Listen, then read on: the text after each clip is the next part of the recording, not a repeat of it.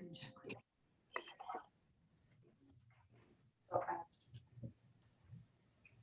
All right. Good afternoon, everybody. Erica Warneman at Catamount Room in National Life. And thanks everybody for joining us. We did a sound check before everybody else got on. I think we can be heard, but please put your hand up if you can't hear us. We'll do our best to project in that direction. Today we've got Catherine will be just a couple minutes late, and Chad Farrell also will be a couple minutes late, but we're going to get moving. Today we are going to hear, there it is. We're going to hear from presentation on CAP recommendations task 1, which is about refining cross-sector mitigation recommendations on reducing GHG emissions for rural communities. We have kind of a tight timeline, so we're going to have to try and stick as closely as possible to the timeframes that are listed on the agenda. So please take a look at those. And then presentation on task 2, which is developing recommendations for fortifying transportation infrastructure. And then task 3, which is actually a program and policy inventory task, which is around policies and legislations and programs that and fulfilling identified gaps.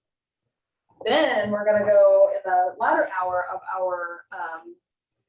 our meeting. We're going to go into a high-level discussion regarding pathways. I'm going to bring up an online whiteboard where I have dumped most of the strategies and draft pathways that folks have come up with, and I'll share that on my screen. What we'll do is after this meeting, I will also share it to the group. It's on a tool, and thanks Jens for pointing this out to me. It was a perfect tool that we needed. It's on a tool called Miro, and you'll have to create an account to get access to it, but it's pretty easy and easy process to create an account. So forgive me, other members will not need to create an account. They will be guest users, and they're can just pop on without needing an account. Perfect. Perfect. Okay, so with that, let me just get back on my agenda here. Are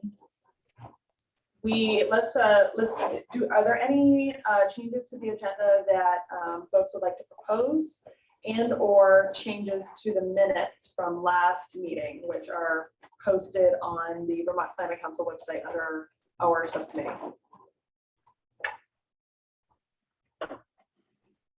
Okay. Let's get moving with our first recommendation, which is refining cross-sector mitigation recommendations under reducing GHG emissions for rural communities. And who is on lead for this? I think, is that David? Are you on lead for this? I think it would be us, but I don't think we actually had the cross-sector mitigation recommendations in front of us. Right. And David, I have your the Word document you sent as well as the Rygate presentation. Do you want to go over that? Yeah, the first one was best practices for municipalities, and thanks, Marion, for taking care of that for me. Okay, I'm going to share my screen with everybody. Where is it?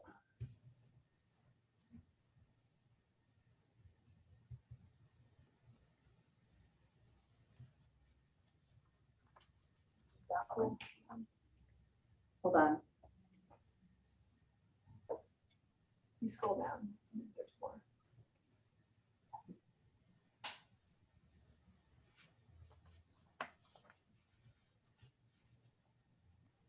Okay, can everybody see that? Great. Take it away, David. That's well, sorry I couldn't be there in person, but this is basically what we were charged with, was coming up with best practices for municipalities.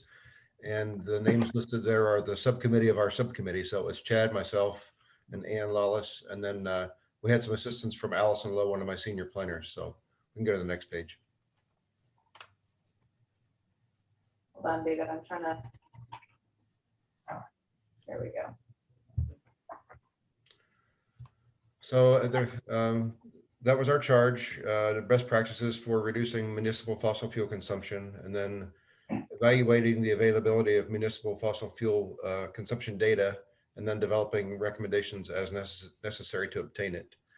And then 2C, which is the cross-sector mitigation recommendations. We haven't got that yet. So moving on down. So Chad and we all met last week or earlier this week and talked about where, who are the municipal consumers. So typically it's your town and village buildings, and sometimes there's many in any one community. Most towns have vehicle fleets, usually trucks for the road departments, and sometimes utilities. Then some municipalities also have their own public infrastructure, such as water, sewer, electric, and then any public schools, and then some municipality libraries are public. So those are all the users that we identified in probably many, many communities. And then some of the data collection resources, we did some checking in with local energy committees and some municipalities to see how they did collect and track their usage. So you can use utility bills, whether it's fuel or electric. Efficiency Vermont could be of help in some communities, especially with electric usage. Fuel suppliers, we thought maybe they could provide some of that information, but we sort of questioned how willing they would be to provide that information if our goal is to reduce fossil fuel usage. So it was just a thought we had. Energy audits, municipal energy audits, we'll get to that later in my presentation, but then town energy committees, many towns have energy committees already, and they're important for collecting data and working to implement any kind of recommendations from local energy plans. Some town reports include information on fuel usage or fossil fuel usage. And then we also thought to look to volunteers, maybe not necessarily energy committees per se, but just people who have an interest in energy usage. And then Chad had suggested maybe using students and putting together maybe this sort of an exercise as a school project would be beneficial. So moving down, some of the best practice recommendations, we tried to focus on simple things that almost every community can do. So conduct thermal energy audits and then work to implement those audit recommendations. Collect usage data for buildings by individual building, I think is the preferred method, but you can do it in the aggregate as well. Collect information on usage by vehicle fleets, and then any utility usage such as the water, sewer, electric. And this is all to establish a baseline usage that can be used to measure change, and ideally reducing it going forward. The other recommendation was forming a local energy committee if one doesn't exist, and then engaging the public for assistance, such as volunteers or students. But these groups, the committees and the volunteers, can all be used for data collection assistance rather than putting the burden on municipal staff. And they can maybe even be formed as an advisory committee to the select board, so it can make recommendations on how to implement projects going forward. And then drafting a local energy plan with clear goals and strategies to reduce fossil fuel usage. And I think most towns now have an energy element within their adopted town plans, and then a number of towns, and certainly our regional commissions, have enhanced energy plans, which ask for a greater level of specificity, and also helps their standing in the Public Service Board's permitting process. So any questions on any of this so far? Seemed pretty straightforward to our group. So.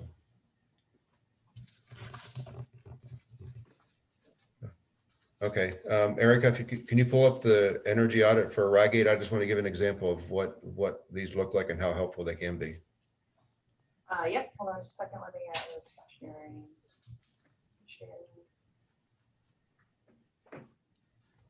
Here we go. All right, thanks. So a little history on these energy audits. Back in 2008 and through the period of 2010, all the regional commissions had funding from the Department of Energy to do energy-related projects. And my organization, NVDA, took it upon ourselves to conduct thermal energy audits of every public building in the Northeast Kingdom. So that's 50 plus communities. And then I think we did well over 100 buildings, and then provided these reports to each town, and then hoped and encouraged them to implement some of the recommendations. So each audit, you can see it starts out with a basic description of the building that was being audited. And then the auditor provided some priorities where the payback was based on payback and cost. So there were some level runs through level 3 priorities. Some take longer to pay back, obviously. Then it described the heating system and fossil fuel usage. And then there were some more detailed energy audit information. It talked about, the little things. Almost every audit had a programmable thermostat recommendation, and it just kind of turns down the heat at night and up when you need it on in the winter. So, and then there's recommendations for suggested air sealing, insulation, and then there's a summary about total energy savings and total cost on the very last page. And then I think we didn't have as much success seeing towns implement these, because I think right around the time that we've completed the work, the fuel prices dropped dramatically from, I think when we were talking about gasoline at near $4 a gallon, all of a sudden it's back down to 2 or whatever. And the same thing happened with oil. So, but we did have some communities that were more interested in working to reduce energy usage that did. So I don't have an exact number on that right now, but I'll take any questions on that too.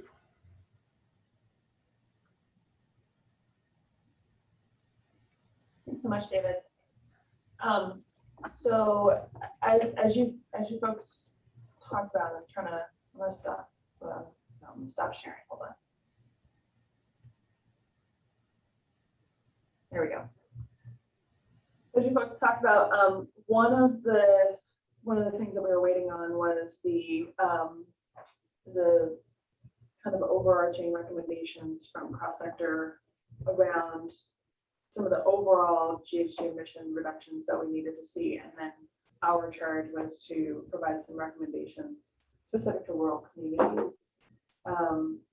And it gets back to our charge related to really just that.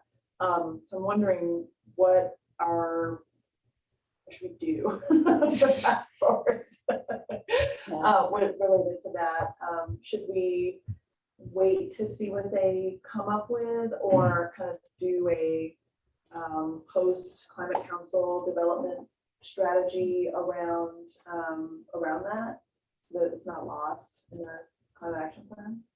I think there should probably be some pre-work before the council meeting, just to come to consensus on that approach. But like right now, actually, there's a meeting that happened at noon into this afternoon around how like the ag ecosystem, ag eco is developing the ag emission reduction targets for the non-energy group to fold in, and they're just starting to think about how they're going to do that. And so yours is much more broad than just taking theirs. You actually have work to do, some like what feels like substantive work to revisit what they've crafted with a lens to rural communities.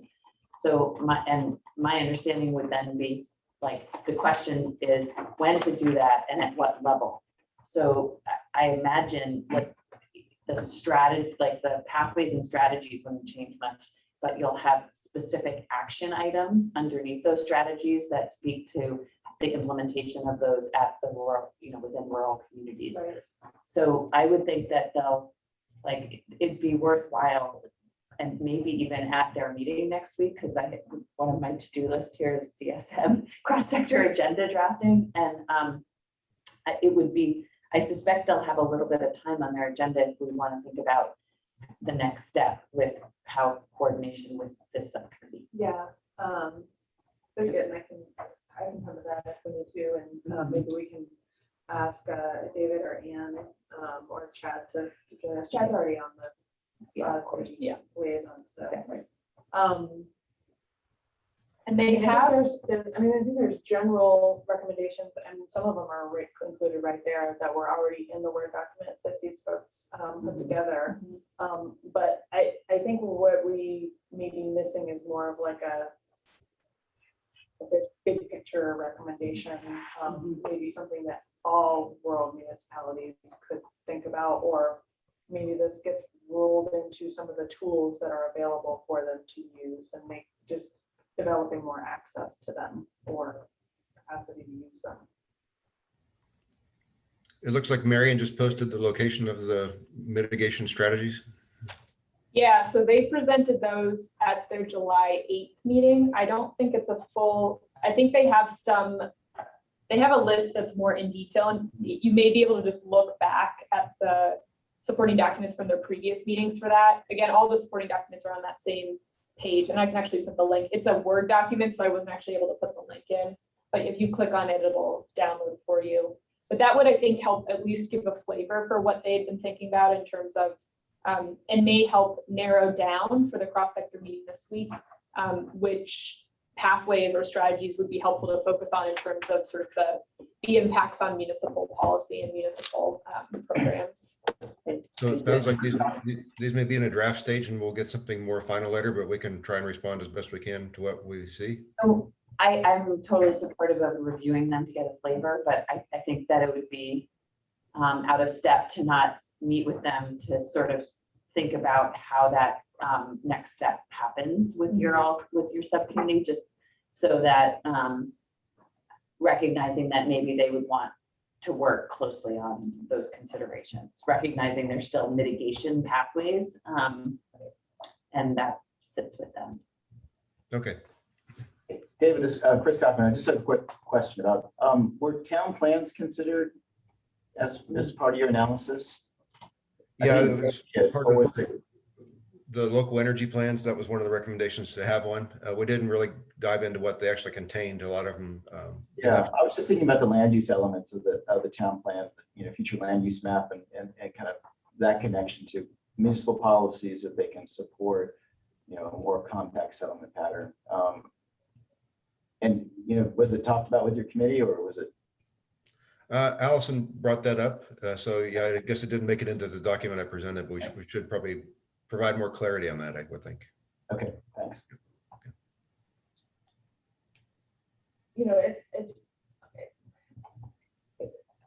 I've struggled with the scope of when we're talking about reduction of GHG emissions within municipalities. If we're talking specifically about municipal infrastructure, or are we talking about everything within the geographic boundaries, right?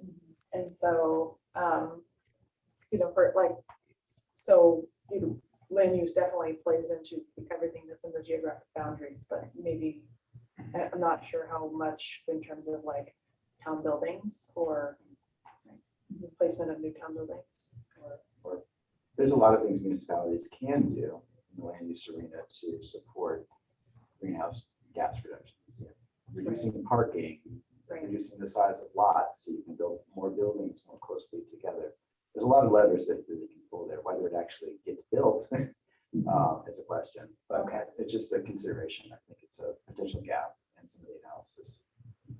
Okay. I think proximity to the conversation we're having before, proximity is also really important if you are thinking about distributed energy systems that are more microgrid, lower emissions, more resilient. So if that's a place that communities want to go, it does help to have those buildings closer together and make those systems work. Right.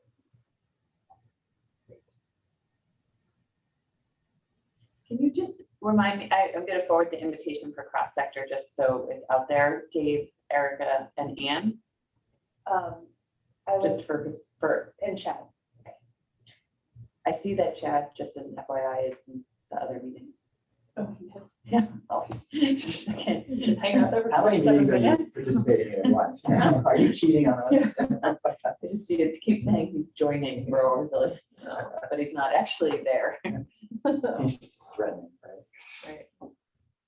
Okay. Are there any questions related to this? I think we can, when I have a chance, I will put those recommendations as, in their own column on the whiteboard, on the online whiteboard that I mentioned. I think those are a lot of, at least actions that can be considered as we move forward. If I can just add, I guess, one thought, thinking about what Chris said about some of the, there may be other places to look for this analysis as we think about pathways and then strategies underneath. I mean, it may just be a strategy that additional analysis needs to happen and we, someone develops like a best practice toolkit for municipalities, and you could take the language straight from statute, which I have in front, around reducing municipal, school district, and residential fossil fuel consumption. I mean, they're clear, at least in that sense, and I think it's certainly the purview of this subcommittee to expand on that, but understanding that like we don't have full capacity to do that analysis and develop a full list of best practices, it could certainly be a strategy that comes out of the subcommittee. Well, we have to anyway, develop the full list of best practices for and tools. So it's one of the other actions that's not as a part of the plan. Right. It's really one of the follow-up actions. The tools to assess their climate, well, that's emergency preparedness and others. But yeah, anyway, I'm saying that, I think especially with like the charge for rural resilience in the Global Warming Solutions Act, there again are a number of these sort of breadcrumbs about things we could look at, and I don't think we have to do all of them, by December. Some of it could be strategies that get put into the plan to kind of have further consideration post December. So just a thought.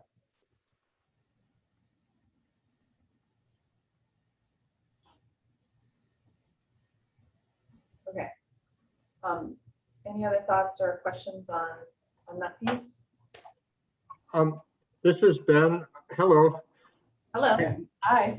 I have been listening. I do just want to mention that, so as a member of our local sustainability committee in my town, I know that there's a pretty robust network, not just through VCAN, but through 350.org. There are a lot of different local committees that are working on sustainability issues in various towns around the state, and they're connected. And so I think some outreach to the folks who are doing that work and coordinating would be in order. Thanks, Ben. I made note of that.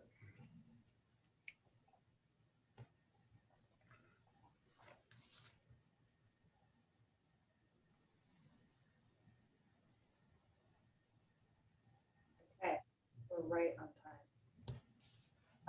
So let's move over to Joe. Joe, do you have something that you want to, you sent, It's I can- online. I can Do you share wanna my pull it up? screen and run it that way. Oh, yeah, you can do it. Yeah. That'll be interesting.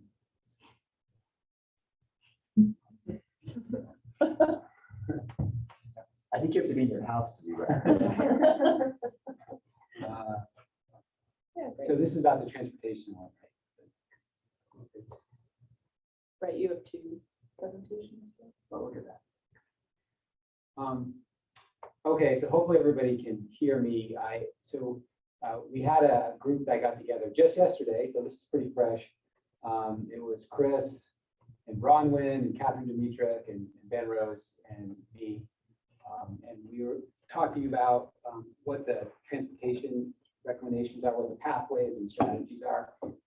And I talked about this a little bit the last time, but the question was develop recommendations for fortifying transportation infrastructure in rural communities, and just reframe that to be develop strategies to improve the resilience to climate change of the whole system, and still have kind of in rural communities in there. So it's just thinking more broadly beyond just infrastructure. It's like it's a systems approach to transportation, which is kind of a better way to approach it rather than just about hard on the ground. And I know that's what's in the act, but I think we're covering the infrastructure. I know we are, but we should be looking beyond that. I won't talk about this one because there's too much information, but that was just my thought process initially of thinking about, I kind of led to these pathways. So the pathways are, first pathway is Vermont's, and I'm wondering if our group was wondering if we should include the word rural in there, but Vermont's transportation system will be resilient to major disruptions and incremental impacts caused by climate change. And the thinking of those, there's kind of two dimensions of it. It's the major disruptions like flooding is like the major disruption. And there needs to be a focus on that. But what really hasn't been talked about a lot is just the incremental impacts, because we're sort of adapting to those as things go along. And that's what that previous slide was all about, kind of distinguishing between those two things. So incremental impacts are things like a bigger temperature range, more freeze thaw cycles, results in pavements and bridges wearing out faster, which means you can spend more money on them, which means not as much money to do other things. And just the challenges of winter maintenance have changed. We have to put a lot more sand and salt on the roads now than we did before because of more mixed precipitation and all of that. So, and on the local level with gravel roads, we have multiple mud seasons now. And I know in my town they're just always putting more and more gravel down on the roads to make up for it, which again is costs more and probably maybe even result in more runoff. I don't know. So that's the first pathway. It's all about system resilience. And then the second pathway really came up through our discussions yesterday, which is the system will transform. That's a pretty strong word to support the actions necessary to reduce greenhouse gases. And I think another word besides transform would be will adapt. So in a sort of be consistent with this task of resilience and adaptation. But I think Catherine might have suggested this initially, and everybody kind of supports it, but it's knowing that the system has to change and it has to adapt. And so this might kind of run over and be consistent with kind of what's happening in some of the other groups. And so we'll sort of see how it all shakes out when you kind of bring all the pathways together from all the groups. But I've never really thought about it really from that perspective so much. I've always been thinking of resilience just in terms of resilience to the weather impacts primarily and these other changes. So I'll stop there. Does anybody have any thoughts? Then I'll talk about some of the strategies under each of these. Looks like Jens got his. I think that's Jens. Yes. Yeah, thanks, Joe. This is Jens from Fish and Wildlife. These look great. I just was wondering about pathway 2, and if we're transforming the transportation system just to reduce greenhouse gases, or are we transforming it to also be a more resilient network and allow for adaptation? And so in particular, I'm thinking about road ecology and our shared interests in allowing for plant and animal migrations and the role the transportation agency has played in that over the years.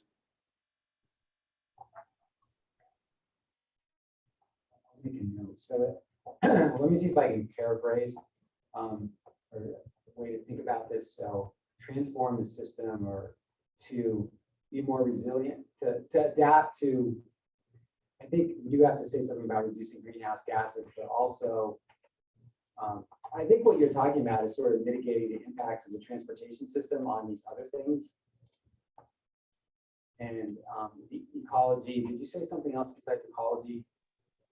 I'm trying to get at the themes of resilience and adaptation, and can we build that into our network? So not only is our network just directly, are we transforming it to reduce the gases, but we're transforming it to be more resilient and adaptive.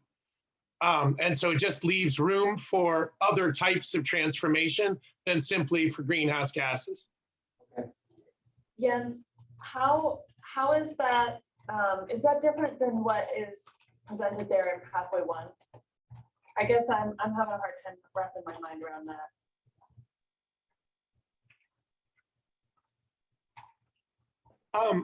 Pathway 1 seems to me to be responsive, responding to threats. Some of those are immediate, some of those are long-term. We're identifying both of that type of responsiveness, and that's awesome. I really support the language here. And it does say resilient in there, but it's resilient to disruptions. And I'm wondering, I'm really talking about the effect of roads on wildlife here, and whether we can transform our network to be more resilient, i.e. to allow for wildlife movement better. We are doing that already through our aquatic our hydrological standards, but I just wanted to flag that for consideration in pathway 2. That's helpful for me. I just needed a bit more context there. Appreciate it. Does it need to be at this high level though? I mean, can it be in an implementation strategy underneath this?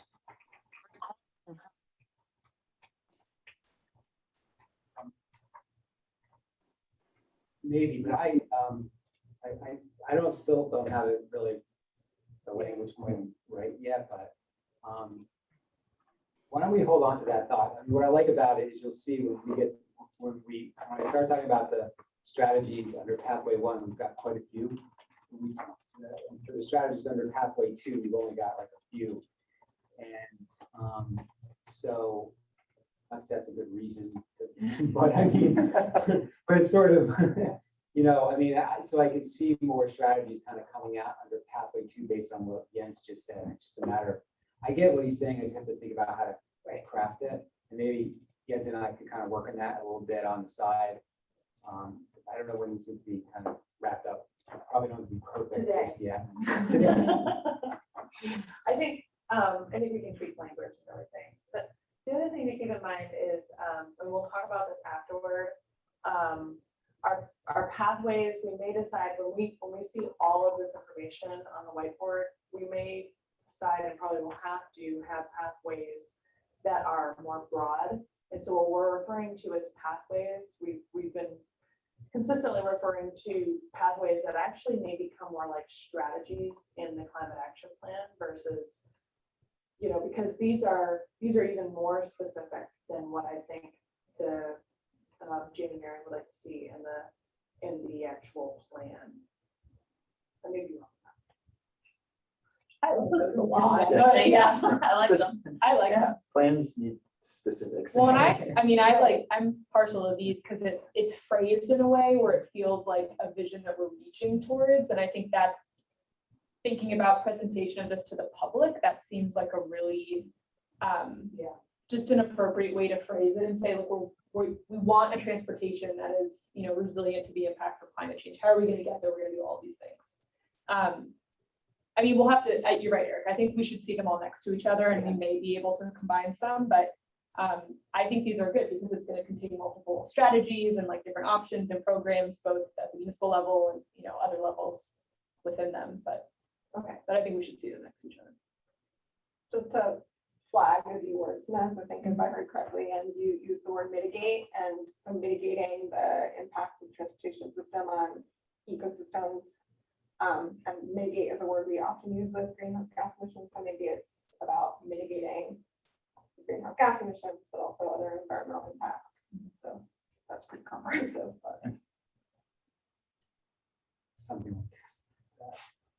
Mitigate greenhouse gases. I think what I mean, it's really about supporting resilience, ecology, maybe in communities, the resilience of ecology in communities.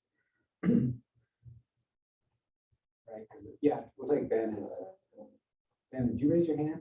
No, I think you got to it. Thank you.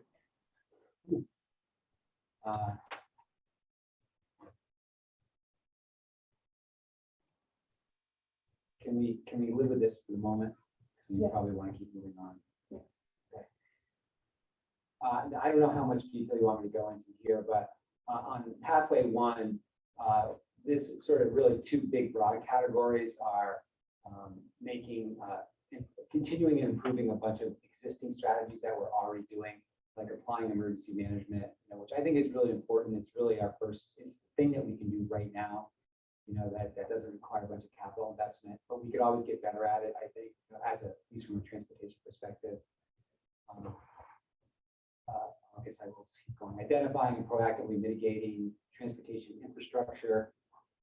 And so identifying what's highly vulnerable and critical and prioritizing and basically developing a plan to address that. The next one came up yesterday, which is consider the strategic abandonment of vulnerable, non-critical infrastructure.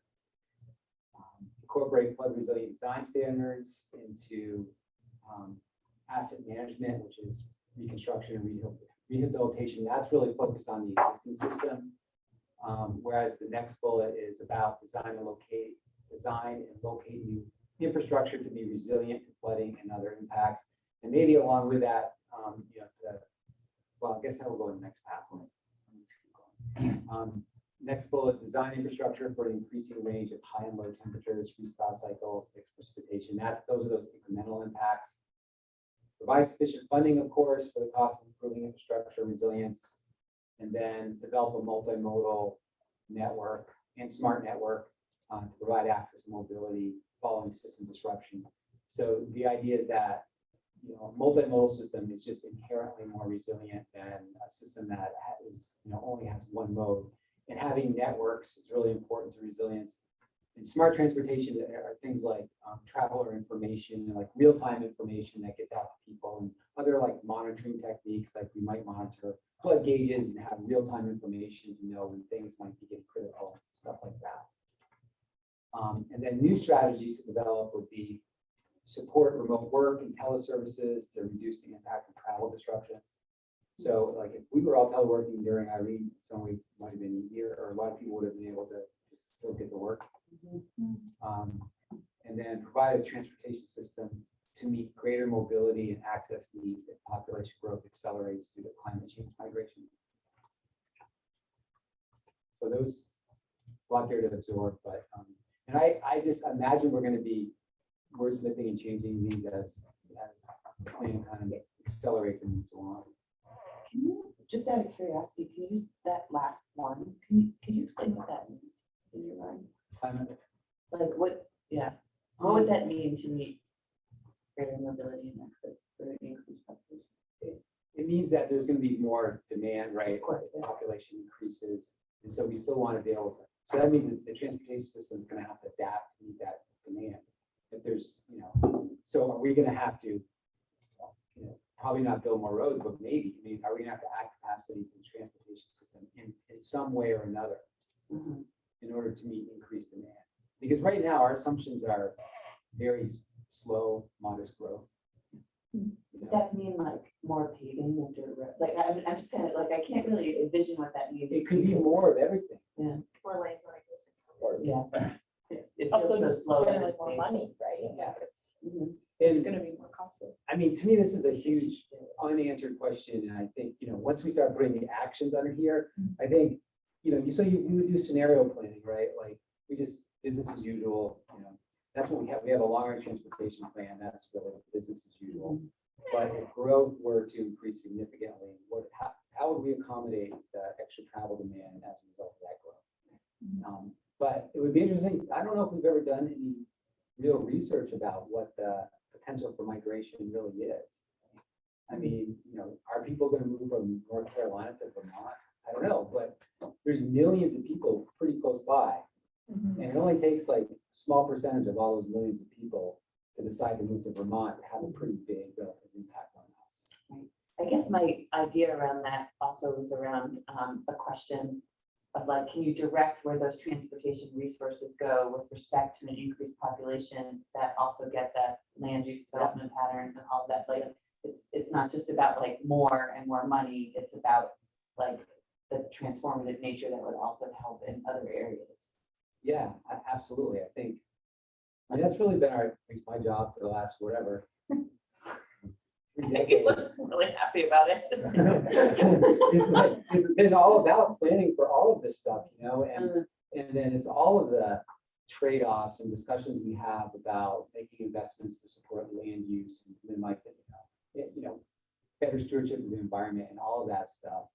It's really just more of what we're supposed to be doing, but it's just more demand. And yeah, so It does seem like it would also fall really nicely into that second pathway, which is how does our transportation system need to adapt not only to existing climate and to meet emissions targets, but also invent balloons. So I feel like those need to be in step with one another.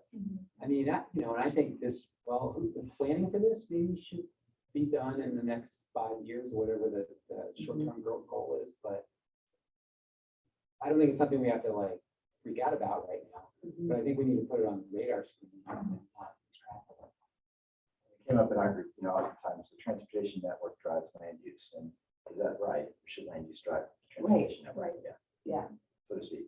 Well, and the other thing, I mean, this is just thinking about scenarios at this point, and it's, you know, maybe unlikely, but I was listening to a podcast the other day about, is it called like forced retreat, or, you know, where you basically whole communities say we can't live here anymore, we have to move. I mean, what about, you know, what if some of those folks come to Vermont, but they don't have access to vehicles, right? We have to think of it from an equity perspective as well. If our transportation system primarily serves folks that have access to personal vehicles, and we start seeing like retreat of people that don't have access to that, you know, what does that mean in terms of like what we're offering, you know, the populations in Vermont?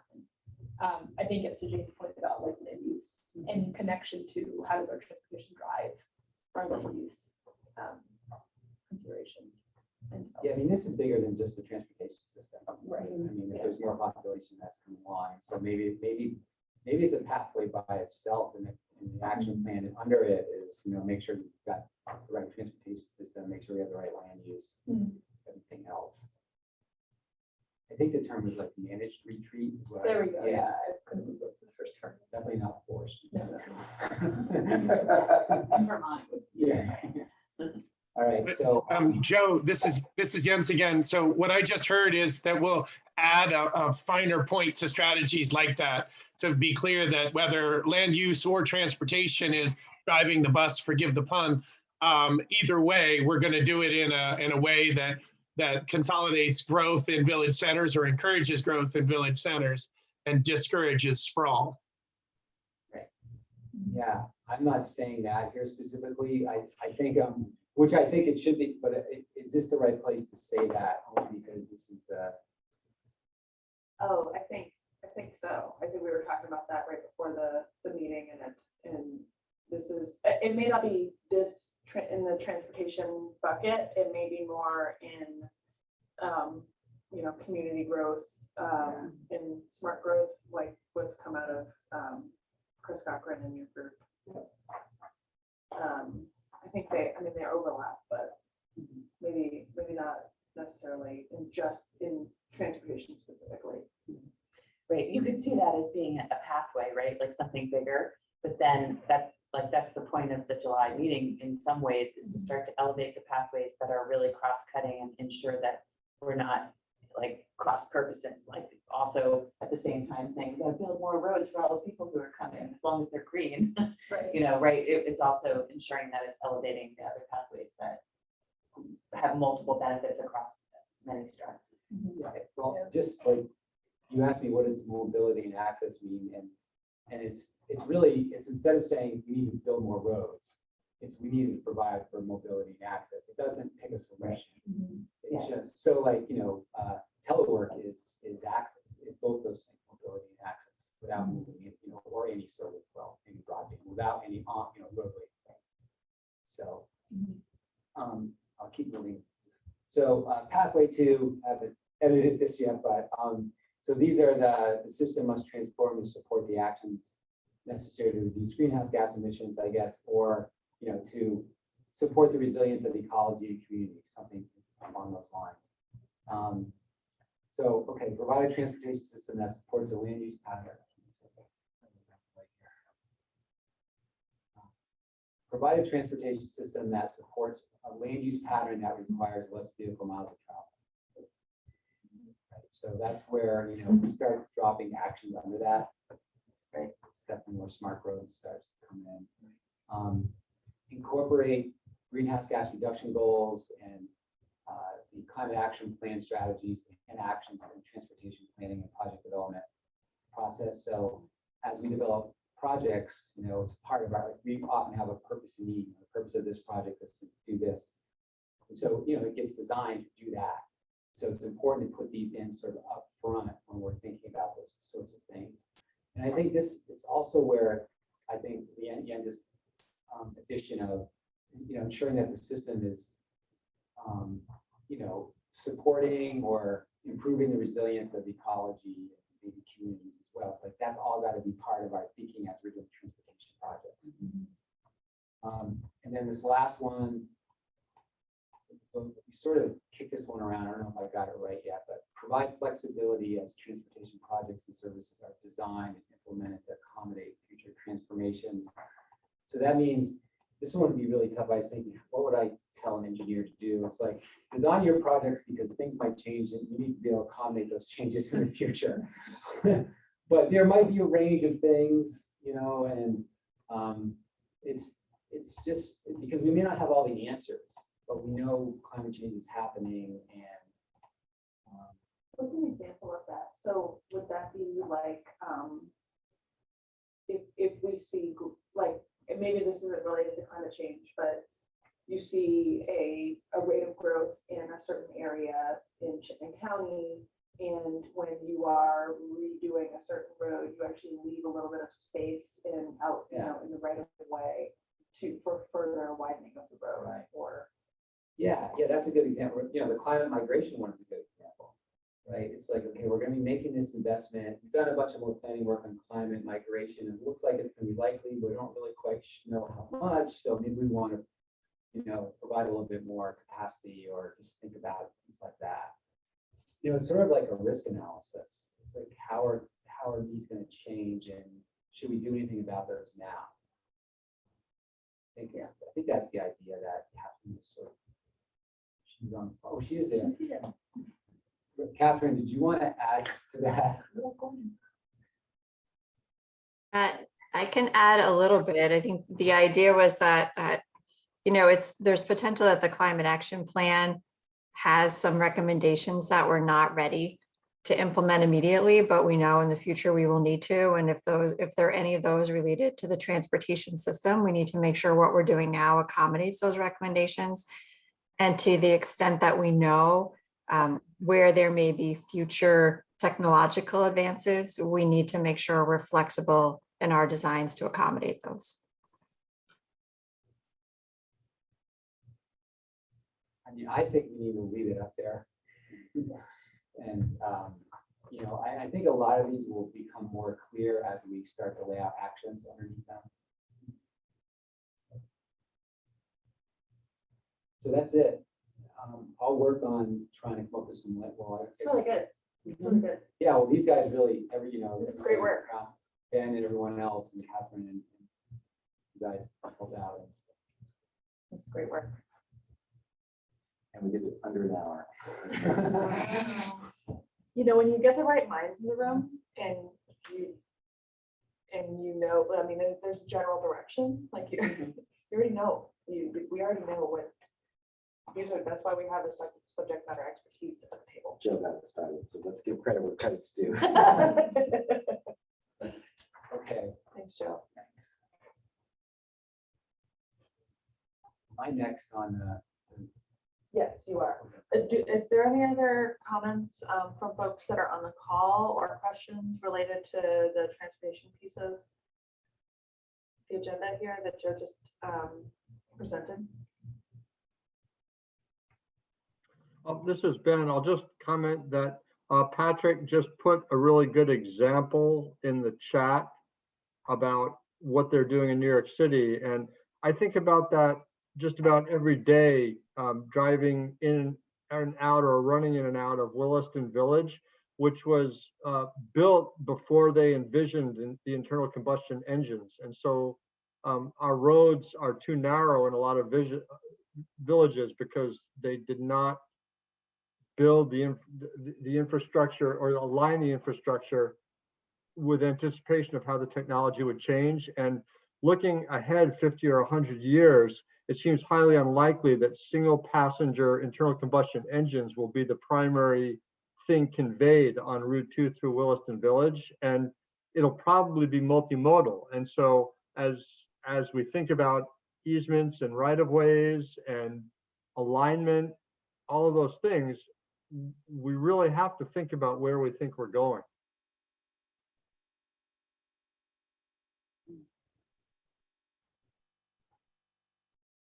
One thing I'll just add, Joe, to one of the bullets you had about incorporating the GHG reduction targets and the reduction requirements of the state's climate action plan goals. The statute does require that implementation of state programs shall consider any decreases in greenhouse gas emissions and the rules identified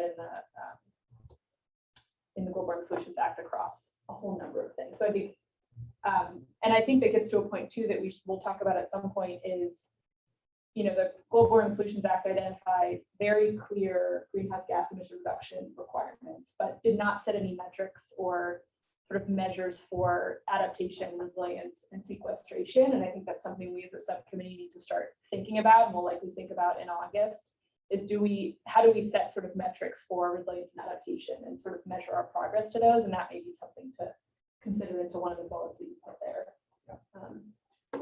be a hard. Resilience process, is easy to measure. Yeah.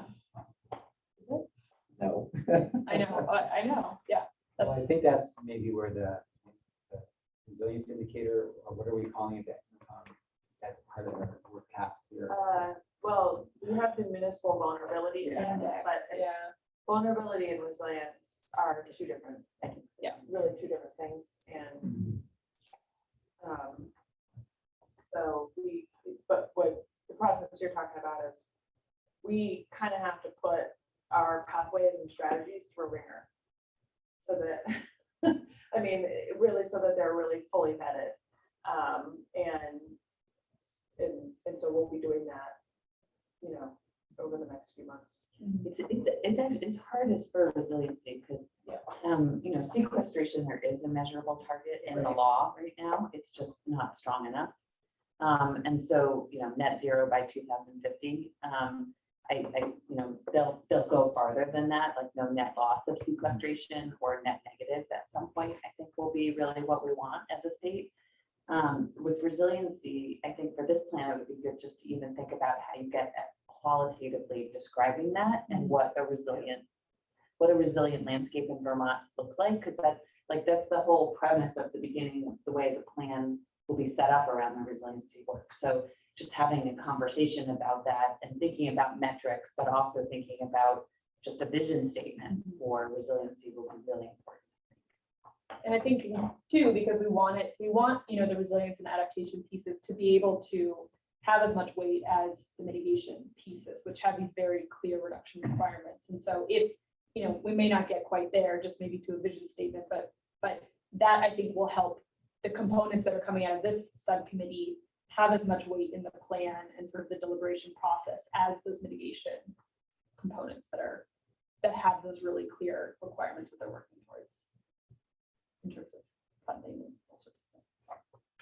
I'm not quite sure where this fits, but the reason why I was late sparks me to make this comment that somewhere in our strategies, either in transportation or elsewhere, I would really like to see, I would advocate for an inclusion of a strategy for broader state agency participation in permitting to actually support the state statutory goals and the law. Oftentimes my experience, including of today, is that the RPC is left standing alone to defend the state law and state policies. And it's not an easy place to be, and it doesn't really get us anywhere in the long run. So I should have suggested that yesterday when we were talking about transportation, but I'd love to somehow see that somewhere, and I'm not exactly sure where.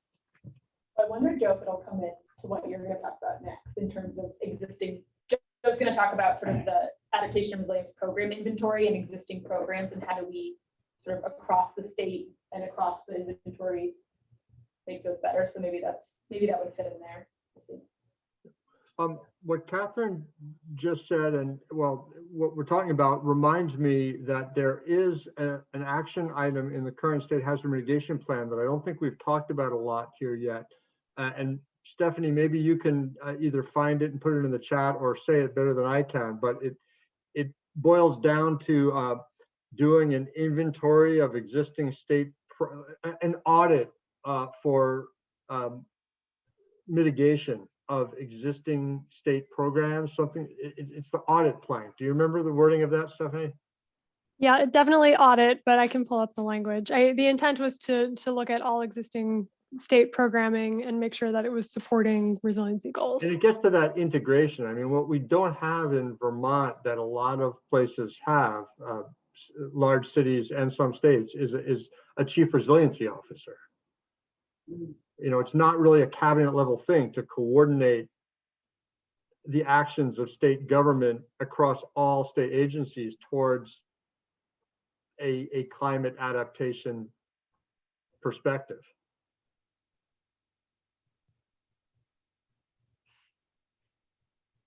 This goes beyond transportation, but often transportation projects are the sharp point of the spear on this. Yeah. So maybe that's a good segue into what I had, just so we can kind of move along. And, I share my screen again. Dan volunteered to be resiliency officer. Who did? Yes, yeah. He gets a badge. As he goes on vacation.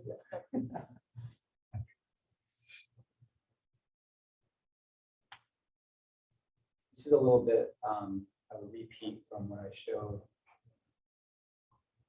a few meetings ago, but I just add this. So this has to do with the inventory we did of existing resilience and adaptation activities. And it's really the third task related to that, which is recommendations on policies, legislation, programs, and operations to resolve identified gaps.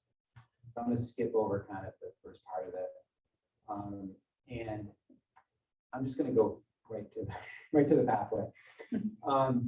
So the pathway, and Miriam sort of helped zoom me in on this, because I was like, there's so many existing, there's 130 plus activities. It's like I wasn't quite sure how to handle all that.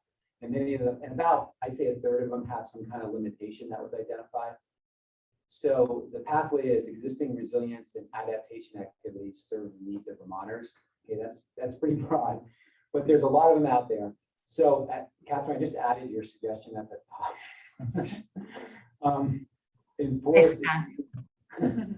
Enforce existing state land use policies and regulations. I think maybe that's what you're saying, something like that. And then the rest of this are themes that I kind of saw as I was reading through all the limitations and some of the challenges that these different programs were facing. So I saw many that where the scope and the eligibility of what are really good programs could be expanded. And so there would be more benefits. And then also looking at being consistent statewide on the application of some of the adaptation strategies, like adoption of the town harbor road and bridge standards is a good example. The application of flood hazard bylaws is another one. I think it's a relatively small percentage of municipalities that actually adopted those, because they're really, I can speak from personal experience, having worked for over 6 years on our land use regulations in Huntington. They're really difficult to understand, especially for people that don't do it all the time. But nonetheless, I think there's a need for this, consistent application. Provide, of course, there's the funding one, sufficient or dedicated funding for existing successful activities. Make existing resilience and adaptation activities proactive. So there's things like, the hazard mitigation grant program, because that's what we have. I mean, you can't, until you have a disaster, you don't have access to that money. And you can use it for stuff that didn't get damaged, right? Unless there's a statewide program that's just existing. Yeah. Exactly. So there might already be some things that, some good movement in those directions. And then strengthen and encourage participation in voluntary resilience and adaptation activities. A bunch of them are voluntary. There's a bunch for A&R, like the Lakewise program, which vaguely remember seeing something about that. That depends on, the voluntary participation of landowners. So how do you sort of strengthen that?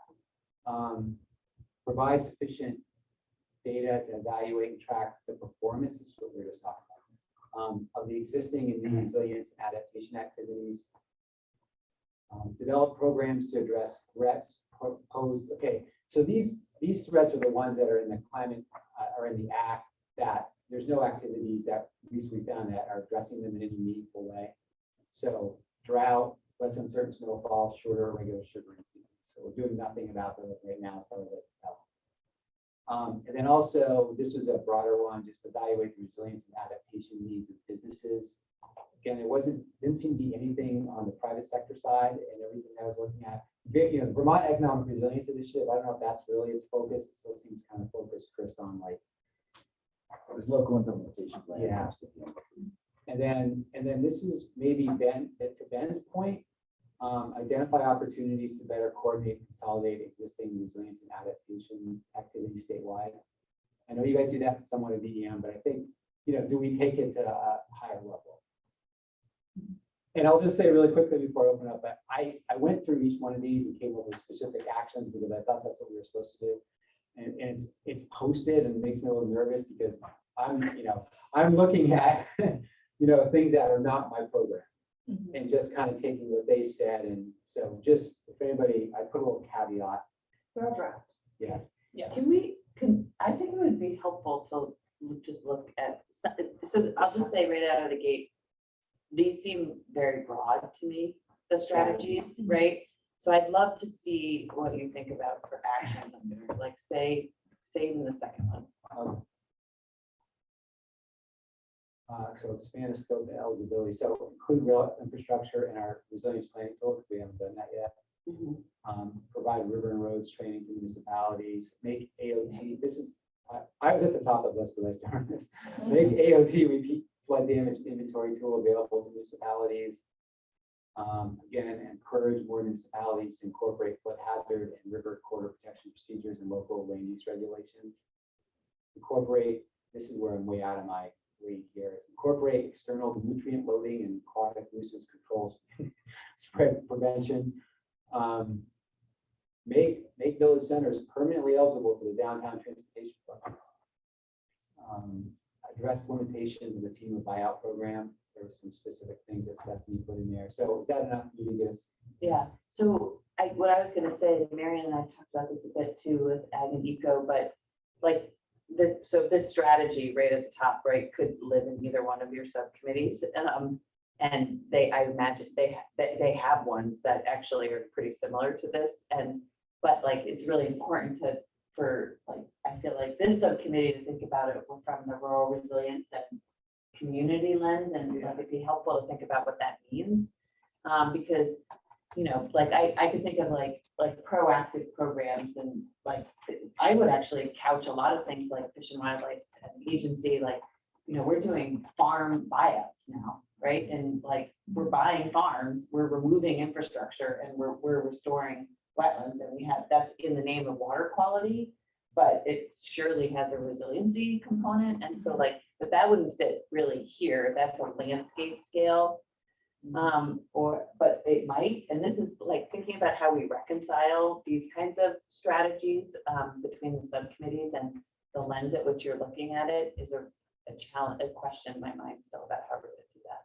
Yeah, and I have to say that this is, I have a problem in Vermont distinguishing between rural and not rural.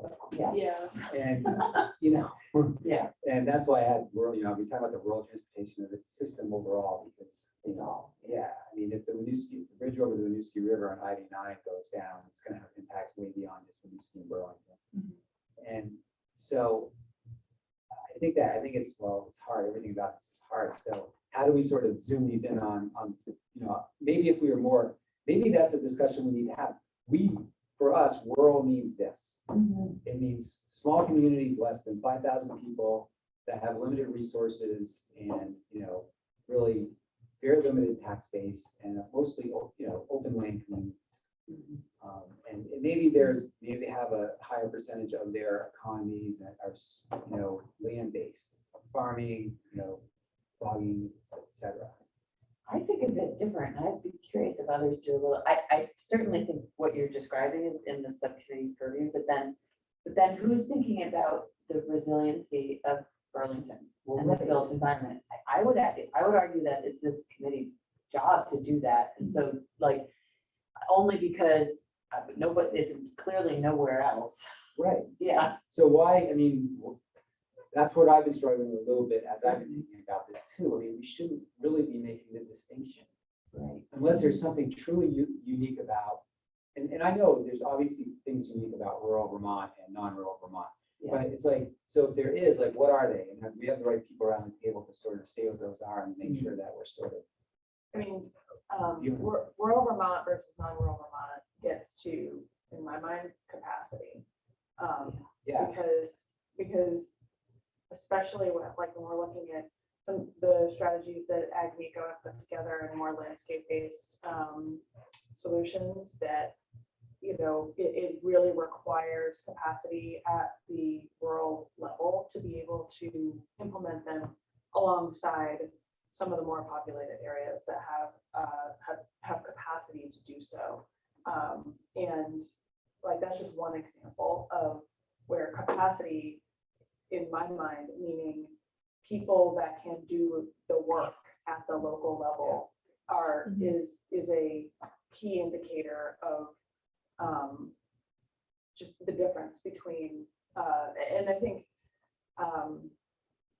we could extrapolate that for a lot of our other strategies that we've talked about, but the ability to actually implement them is the limiting factor, is one of the main limiting factors. And I think, both the overall list of strategies, I think that's something that's really missing here. Just thinking about, it's the capacity issue, which we keep talking about. It's sort of like the strategy is ensure that, small communities have the capacity they need to do this huge, gigantic list of to-do that we're going to be kind of generating for them. Yeah, well, I wonder if it's about, like the way the plan set up is there's like community resilience and then like we have it, community resilience, infrastructure resilience, and emergency preparedness. And it kind of feels like the pathways and strategies that would go under community resilience will come from both ag and eco and rural resilience. And how like there's just no way to clearly like parse that out. I think there's so much overlap there, but maybe it's really thinking about the terms of like resilient to what with community, what's the role of this subcommittee with respect to community. And I keep going, but it was just I'm curious how this will. We solved that one, didn't we? Yeah, how this will all get pulled together. Could I just make 2 points about this list? Just a little bit of a departure from the current discussion. But Joe, two things. One is regarding to that one about consistency. I think it was the third one. And I hear you on being consistent on the statewide programs and how nice that would be. I also just want to add that resilience is going to look different in different communities, especially in the ecological world. When I'm working in Ferrisburg, I'm talking about strengthening the riparian system as their chief resiliency strategy. And I'm working in Lincoln, it's keeping forest as forest. So the ecology of the area does affect the resilience or adaptation strategies at play. I know that's not exactly what you're getting at here, but just wanted to flag that.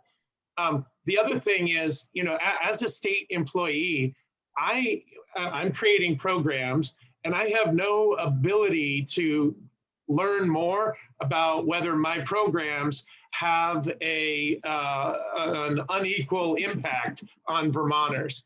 And so as we think about diversity, equity, and inclusion, I'm talking about that provides sufficient data to evaluate suggestion and we get a part of state government that helps us to audit whether our programs are in fact equal or are being unequal in the Vermonters that we affect. It'd be great to have information as we craft our programs along those lines. And maybe that's expanding the role of the state auditor to provide those of our programs or some other mechanism. But getting that information into the hands of state employees that are running programs would be very helpful. Would you suggest changing that bullet at all, or are you just expanding kind of on it? Do we want to call out diversity, equity, and inclusion as part of the evaluation in our programs is really what I'm highlighting. Okay.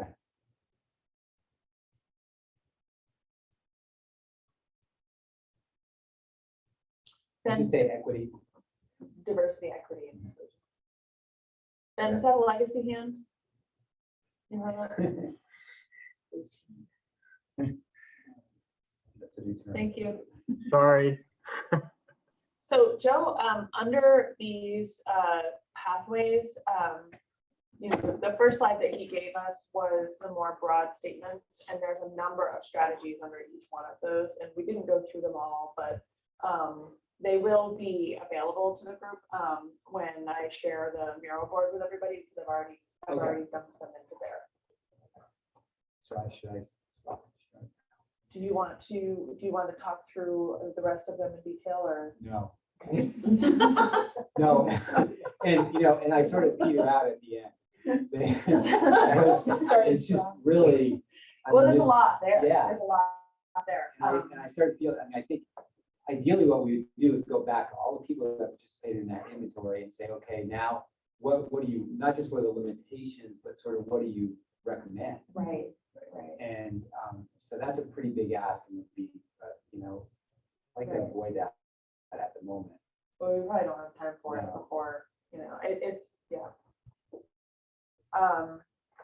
Thank you, Joe. Okay, these are great. Okay, so we are going to move into the portion of our discussion around pathways. And so Marianne, I'm going to hand it over to you for a minute, and then we're going to pull up our mural board. Actually, I can pull it up now if you want to talk about it.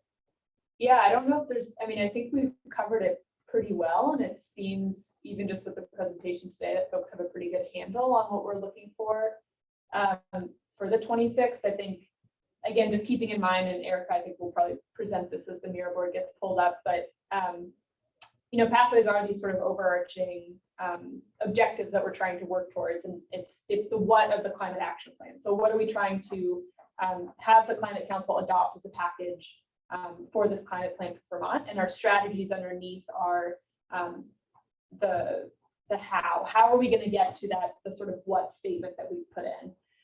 For the presentation, I'm not going to pull it up, but for the presentation that Catherine and Erica will give on the 26th to the Climate Council, they'll be presenting the pathways and then presenting a handful of strategies that sort of illustrate the pathways that we're presenting. So, you know, even with what Joe just showed, there's a number of strategies under each pathway, and I think we'll probably want to land on a number to include.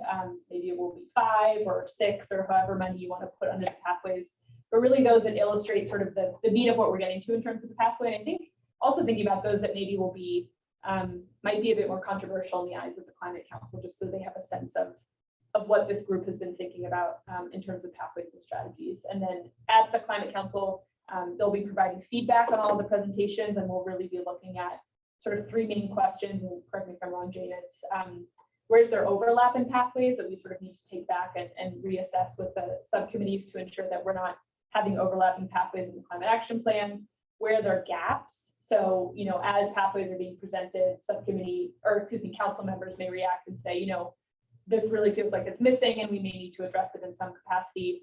And then the third is, you know, where there are larger issues of conflict that we may need to dive in a bit more at the Climate Council level. So that's what we're moving to, and hopefully that helps set up this conversation.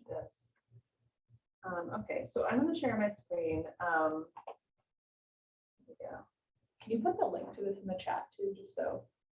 I don't Yeah, know I if think- Ian wanted a link to it. I'm not sure if he found it or not. Yeah, right, exactly. Hold on just a minute, everybody. Just a note, I'm hearing that you're putting a Miro link in the chat. Anyone who's going onto the Miro link, it's going to ask you if you want to use your real name. Don't use your real name. Continue as a guest. That's their way of getting you to log in, and you don't need to log in. So just continue as a guest. Tell me that. You're theirs forever. I'm gonna start getting lots of Mira. spam mail. Thanks a lot, guys. Here we go. So you can follow along on your, no, thanks, I can know this. You can follow along on your, stop it. On your, by yourself, or you can take a look at the screen. Oh, I gotta share my screen here, don't I? This is basically a big whiteboard online. And it's a lot. So down here is, I started trying to put everything that everybody has provided in terms of whether you started out as a pathway or a strategy or what may end up becoming an action. I wanted it to just be all in the same place. I don't have everything on here now, like I don't have the transportation pathways on here right now because we just got them, and as well as the recommendations from David and Ann Lawless and Chad Farrell. So I don't have those on yet, but all of those presentations are fresh in our mind. And this is very small, I know, but when you zoom in, you basically have a list of the task name, which for this one, it's fortifying electrical and communications infrastructure and implementation of storage-supported local electrical systems. That was the task. And then underneath that,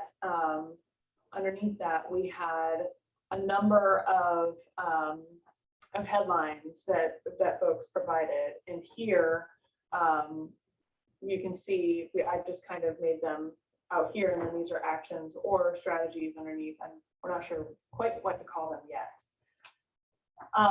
So there's a lot here, and we've been talking about this for several weeks. Oops, wrong way. I don't have a mouse with me today. I've seen the floaters. All of our people. Hey, Erica, would you just, at the center top of your screen is a blue arrow. Would you just hit with a line beside it? Would you just hit that? Yeah, that. That'll turn off everybody's cursors, so it's not so crazy. Very nice. So like I said, there's a few things that are missing in here. Also, there are a number of housing and smart growth actions that were provided that I have not put in here. But I think that they are very, they're applicable to what this subcommittee needs to be considering, because it's in our charge. Because we gotta do it. So we've got the other critical community infrastructure pieces, nature-based solutions that Jens presented on, electrical and communications infrastructure, as well as storage supported and local electrical systems. The transportation piece, transportation infrastructure,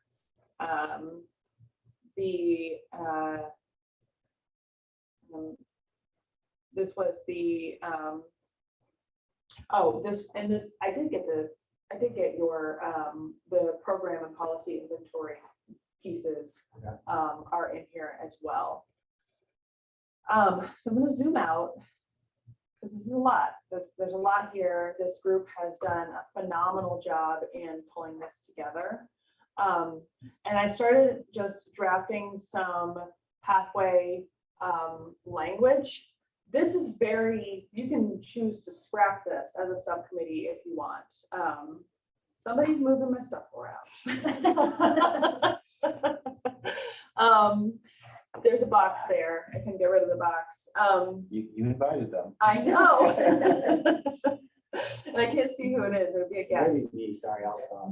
So these are just thinking about what our pathways that need to be pretty high level, but also need to be the what. I just started putting some language down. We don't need to go with this, but I think what we need to accomplish today before 3 o'clock is at least at a minimum identify the themes that we want to become pathways. We can work on pathway language and make sure that it sounds good and communicates what we're trying to accomplish here. But at a minimum today, we really need to identify what the themes of that will become our pathways are out of this subcommittee. Go. I'll give you a minute to read what I wrote. Again, we can scrap it. It was really, I took a look at what Maine had done in their climate action plan. I took a look at our charge and the statute and thought, well, it's kind of self-evident what they really want what they want to come out of the subcommittee, but we're probably missing some pieces here. Or I may have completely missed the mark.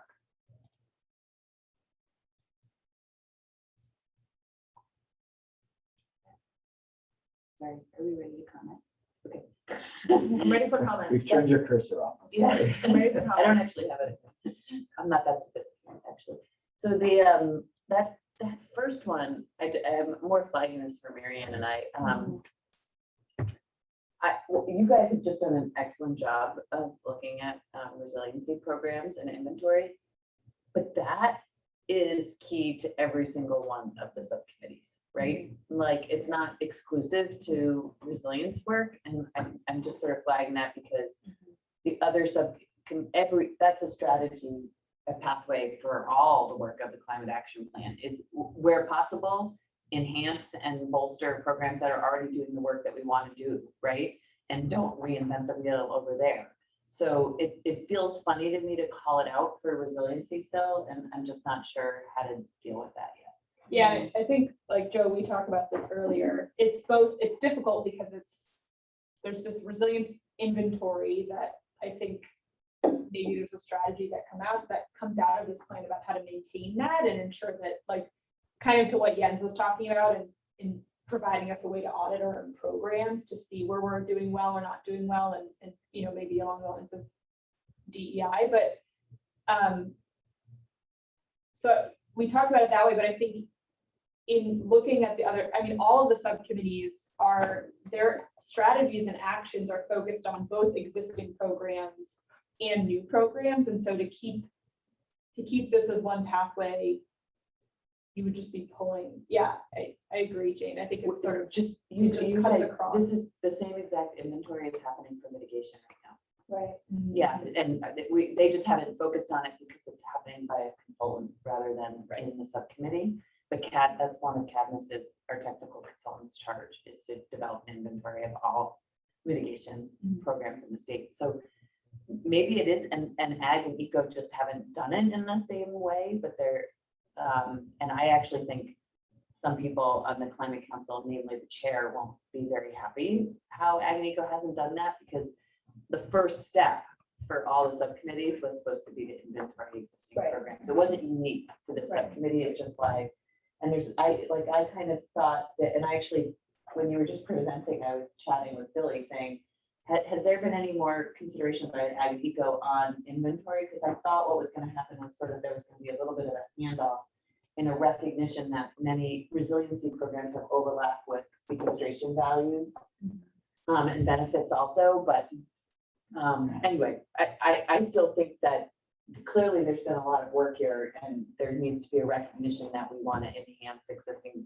programs. It may come as a part of, it may be, that this pathway that I just, like, again, I just drafted it, maybe it's more of a strategy that feeds into, that's more specific under other pathways. So we're talking about, like, say, an infrastructure pathway, and we may want to break it down even further than just infrastructure.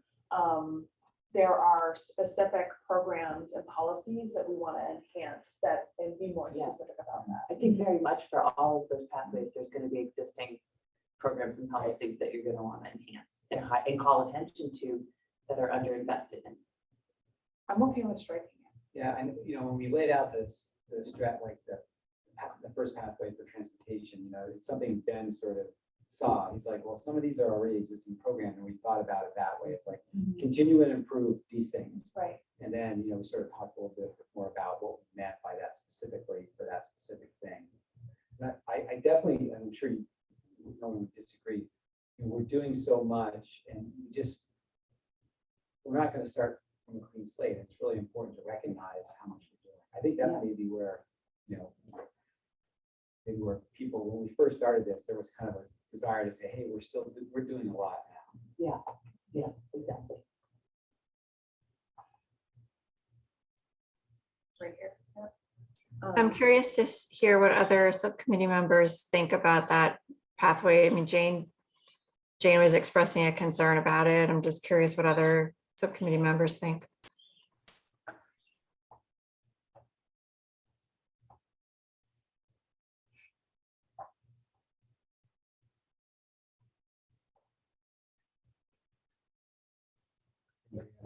Yeah, we're all speaking at once.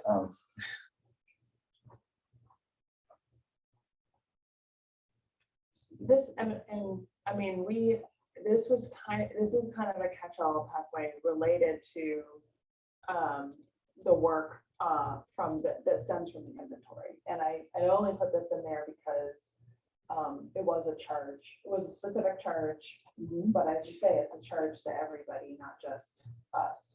So and in the charge, it is really to feed into our recommendations, not necessarily to have to be a pathway called out unto itself.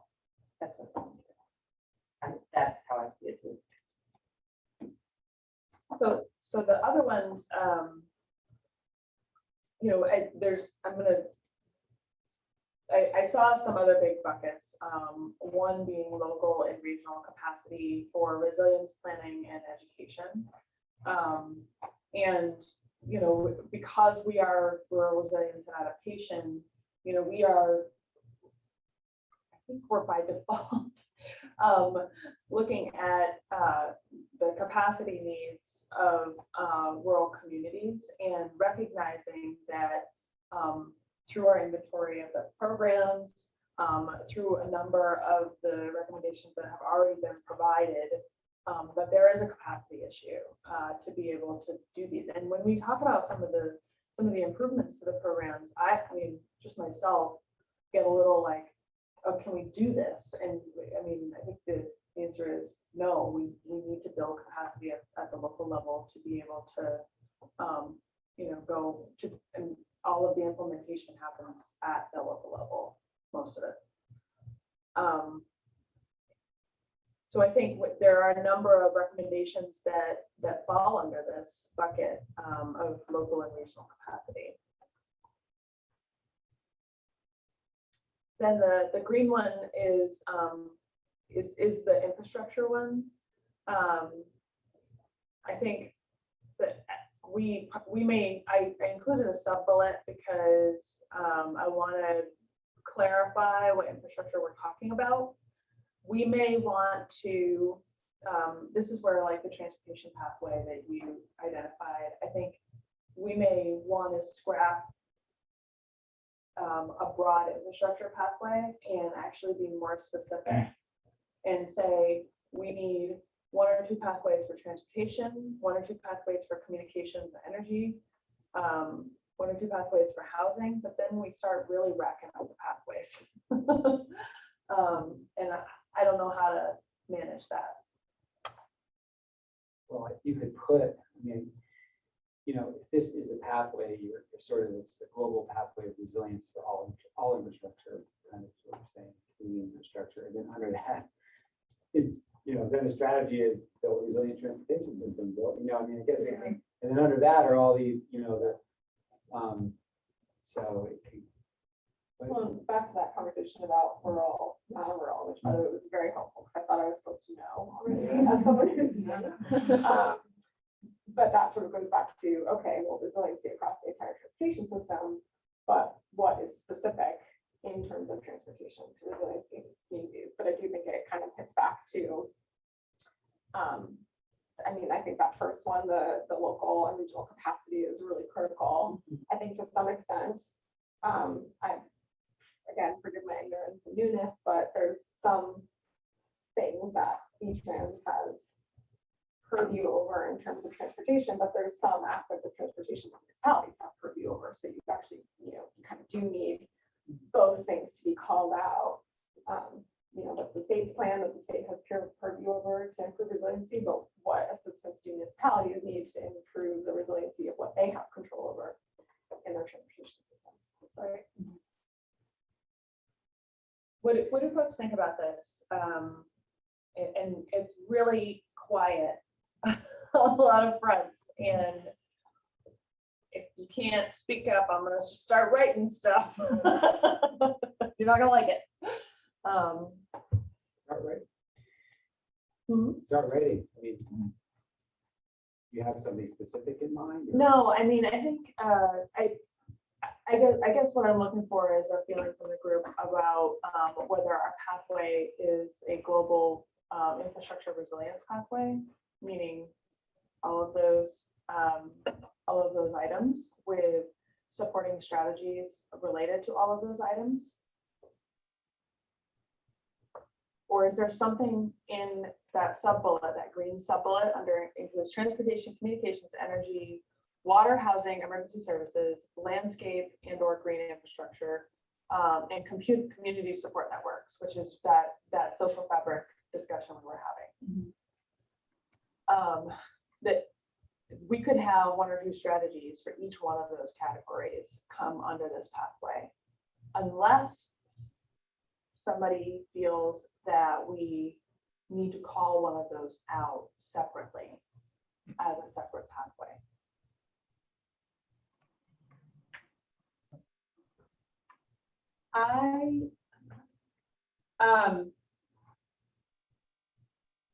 So I think about the broad pathways it's written now. So resilience in infrastructure, right? And say that you take one of those sectors, transportation, communications, energy, water, and sort of like, when we're thinking about the breakdown of strategies, you're essentially saying, okay, this is the broader pathway. And for these strategies, we're focusing on this specific sector. So, you know, we would say build resilience in transportation infrastructure statewide, because you're sort of subbing that in as the infrastructure piece.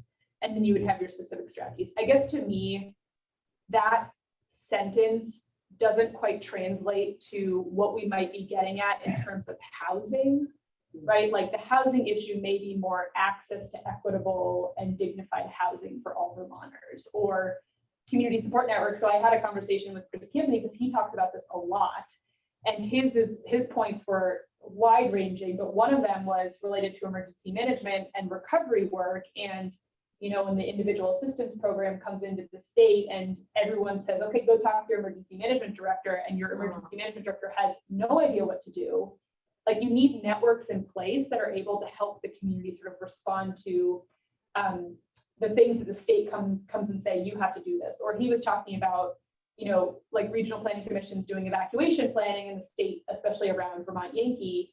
Once folks are evacuated from their homes, it's sort of the town's issue to figure out what to do with housing. It's like, you know, saying they can barely figure out how to fund a fire truck. Like, they're not going to figure out how to house other people long term. So I kind of think actually we need separate pathways for those critical infrastructure sectors, because to be articulate enough in a pathway, and I think this is in the pathway definition guidance that, granted, I wrote myself, so a little biased, but like the pathway should be, of course it's broad, but it should be descriptive enough that we're able to find ways to measure how we're working towards that. And I think if we're just saying build resilience in all of these sectors, I'm not sure it's really getting to what we think we should be working towards for those. So it's a long way. So can you, I think the struggle that I'm having in contrast to that, and then we should let Pat jump in, is that, you know, we have 10 categories in this one pathway alone, but we're not supposed, I mean, we could end up, if we follow that guidance from you, Marion, we could end up with 20, 25, 30 pathways coming out of our work. And how do we balance that with the need to, you know, be concise, brief, and allow for community engagement? We could. I don't know if it would be 20, right? So we have transportation, communications, energy, water, housing, emergency services, landscape. We could do community support, green, critical. So that's 10 plus the 4, so it's like 14. I don't know. I think we could do, and some may be able to be combined. I'm not saying they each need their own. I guess I'm just saying that, like, to me, if we're just subbing in those sectors into that sentence above that says build resilience in X, that doesn't seem descriptive enough. I'm not saying they all need to be separate. And we Right, I was extrapolating that comment to the other pathways, for example, the one in yellow, where, you know, and taking out the 3 different areas for greenhouse gas reduction. So just, I was extrapolating that when I got to bigger number. Yeah, and we kind of, could we group them, like transportation, communications, energy, and water are all lifeline critical infrastructure. That's a good one. Yeah. So, you know, and so they all speaks to municipal systems. It all speaks to, we could group that as a pathway, right? We could have a landscape pathway, but only like, but we would have to be careful that we're not overlapping with ag and eco too much. But we could talk about, I don't know, let me come back to that one. And then, you know, the community support networks, and I think emergency services is with that. But really talking broadly about about, preparedness and training and things like that. We didn't really touch on that a lot in our tasks. So that's something that will require some writing. And then housing, I think, is probably a separate pathway. Yeah. What do you think about that, I, folks? just as a comment, so people aren't as terrified maybe as Catherine just suggested it'll lead to, but like that next one, just for further fodder, municipal school district, like that to me is actually a strategy and not a pathway, like that will have like components of strategies and pathways that are coming out of cross sector. And you'll want to be thinking about how you refine their pathways and strategies to meet goals with respect to municipalities, school districts, and beyond. So I think you could even say that the same thing about the last one, yeah. resilience and land use planning. Yeah, I threw that one. It doesn't have a color yet. Mhm. It's black. Black is a color. Well, Yeah, that is a strategy to me also, actually. There's some larger pathway around planning and technical assistance here, but the landscape-based is different.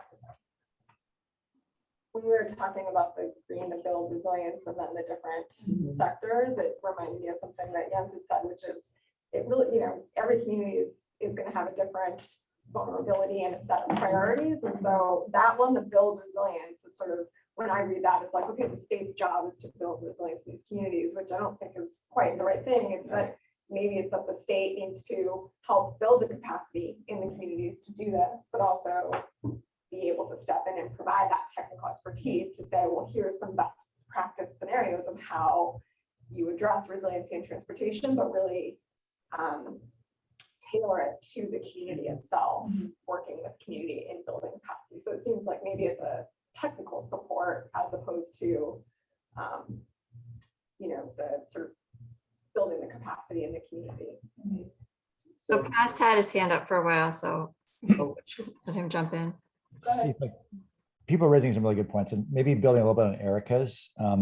Is I do wonder about like if you could lump those, as Erica said, into bigger clumps, which I think is a good idea. And then I don't know whether this works. I'm not sure the right ones, but I kind of like build local and regional capacity is a strategy because there's a number of things you do underneath it, and it's an important, I think you've named, for building up kind of a different kind of social resilience, maybe with kind of government or the like, or municipalities. And I wonder about, you could say things like move critical infrastructure out of harm's way where possible, and that could be any number of them, right? It could be shore up critical infrastructure where you can't, and it could be kind of diversify critical infrastructure so it's both resilient and can respond to crises, which means build more bike paths so you don't have to just drive, that kind of stuff.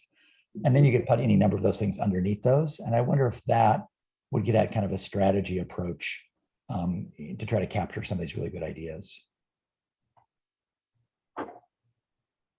Well, I like what you just said about diversify infrastructure to be more resilient, because I think that's cross-cutting. It's not just about transportation. Like, you could diversify the electric grid or whatever, there's different ways distributed and so on, maybe that's a way to sort of think about all, like, what are the characteristics of infrastructure that have sort of cross-cutting that could be, I don't know if that's a pathway or a strategy.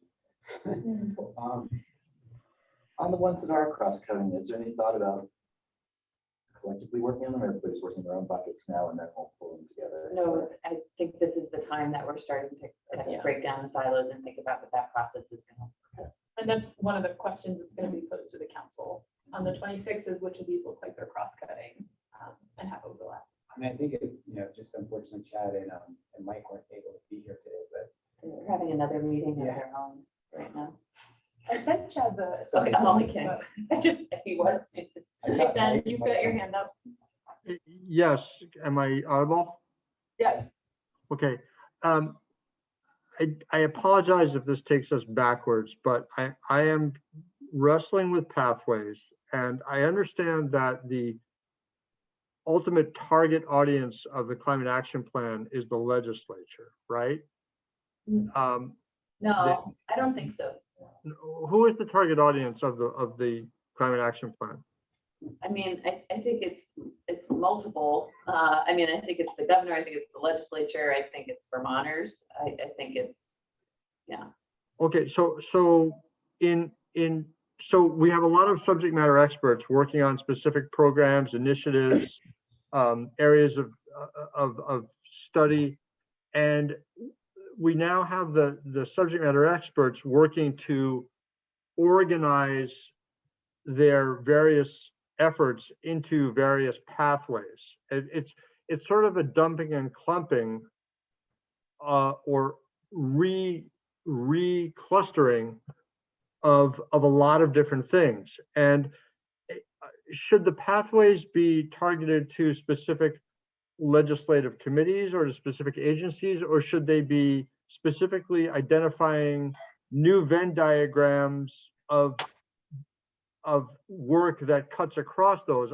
I'm struggling with the number. I guess Catherine said this too, but I mean, we have 5 task groups working in this one working group, and each task group is trying to dump and clump into 2 or 3 pathways. So if I expand that out, we are going to have dozens of pathways unless somebody has kind of a higher level way of articulating what the pathways should be. Yeah, so I mean, Ben, I think let's recap where we're at in terms of pathways. And I'm not writing this in here because it just becomes a pain. So we decided to darn it. I'm probably, I don't have my power cord. Maybe will mine working.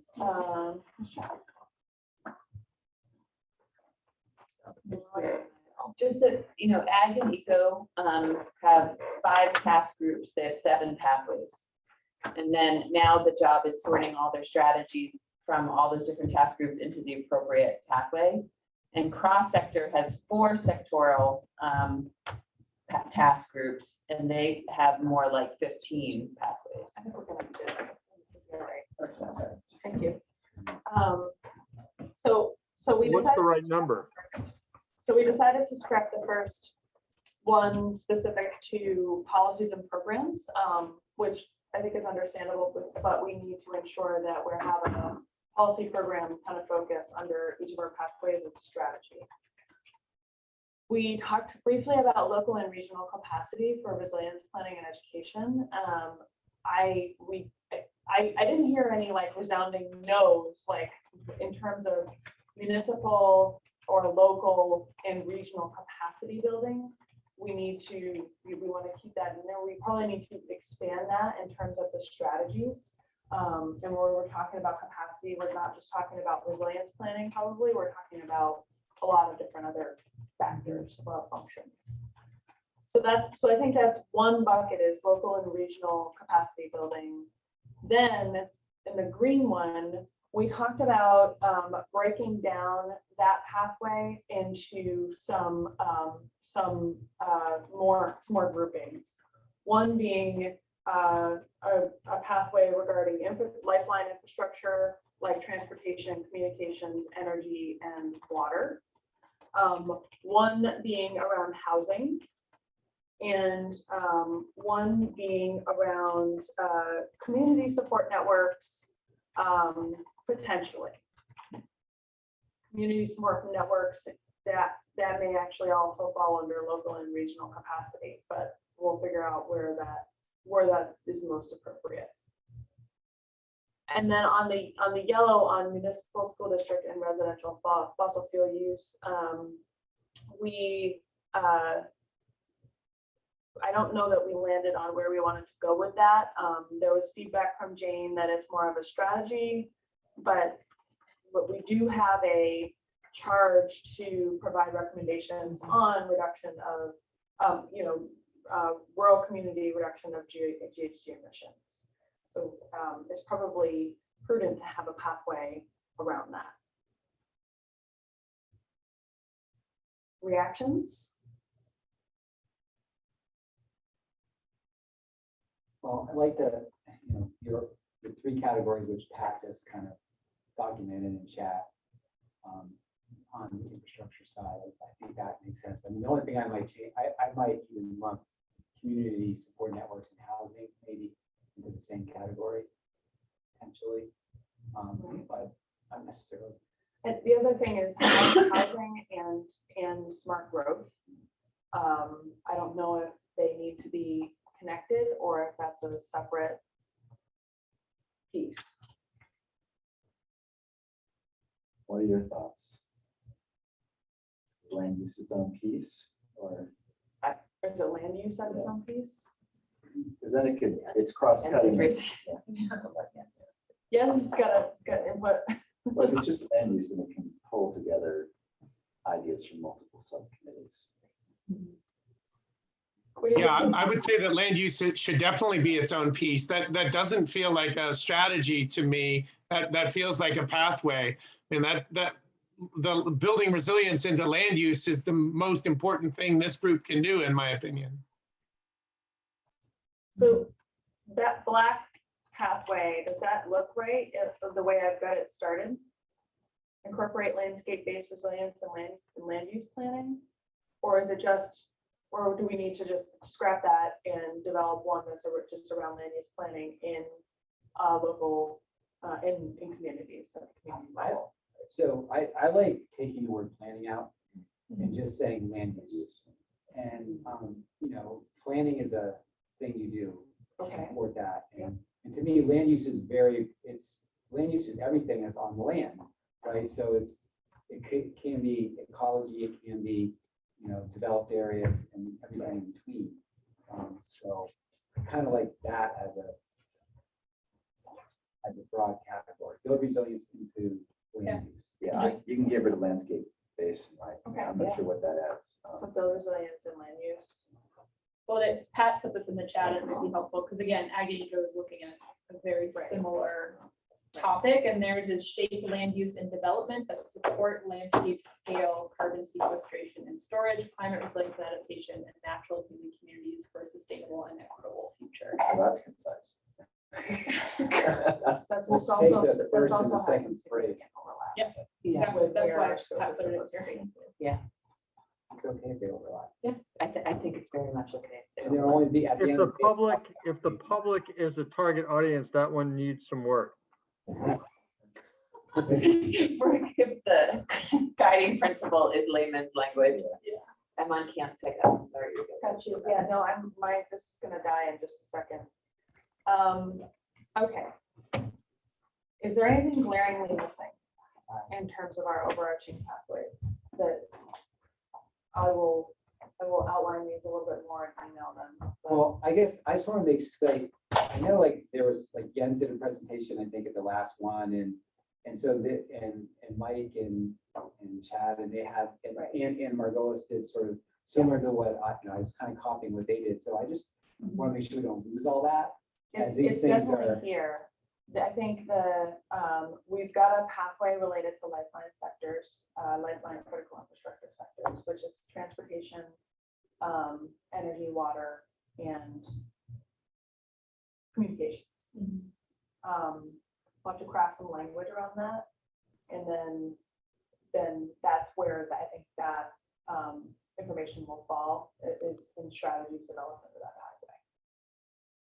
and so can you remind me again, like, so is it the 26th that the climate council needs to see all this? And so next week, you're gonna kind of. So let's talk about next steps.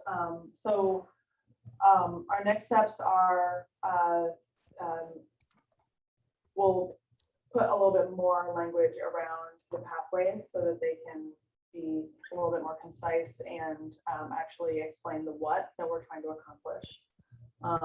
We'll need to send that out to everybody before midweek next week.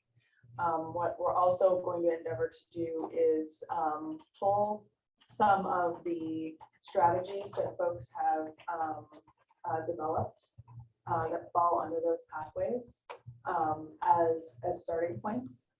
And that'll be our main discussion next week, is the strategies that belong underneath those pathways to be able to accomplish the what.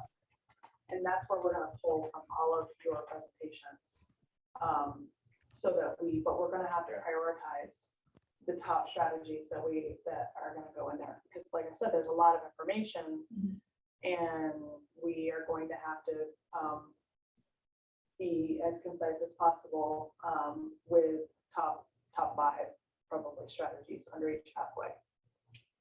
Land use and housing got to the party late. Do you need us to develop comparable presentations to what Joe did or others did? We didn't end up having so land use in itself kind of developed over time. Housing was called out specifically in the charge. And I'm not sure how we missed it. We didn't include a specific task around housing. What would be helpful is if you could develop kind of a high level pathway and set of strategies specifically around housing. And if you have a few points on land use, you would like to make sure our input, that would be helpful as well. We did cover a lot on land use under Jens's presentation. Yeah, I wouldn't say it's not completely balanced. It's gone. Yeah, it's over.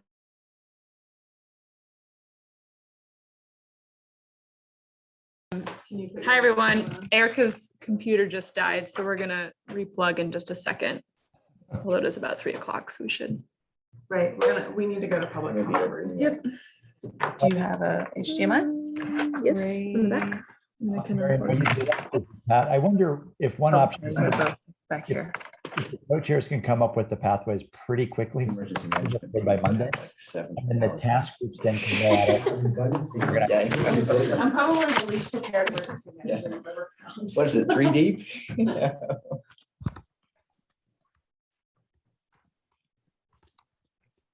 Okay, I think we're back. Let me put the. Everyone still hear us? We have Hold on, I have adjust to the pull the mic. Zoom over.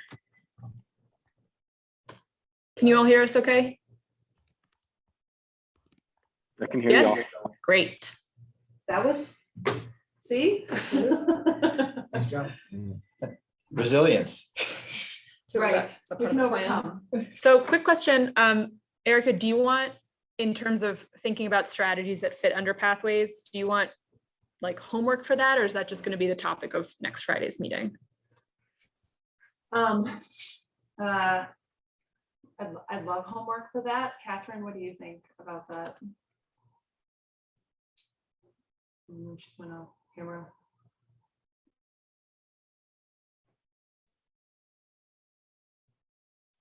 I think the issue is that we have such a tight timeline before the next meeting that if we're asking for homework, I would feel not good asking for homework and then trying to incorporate it within the time frame.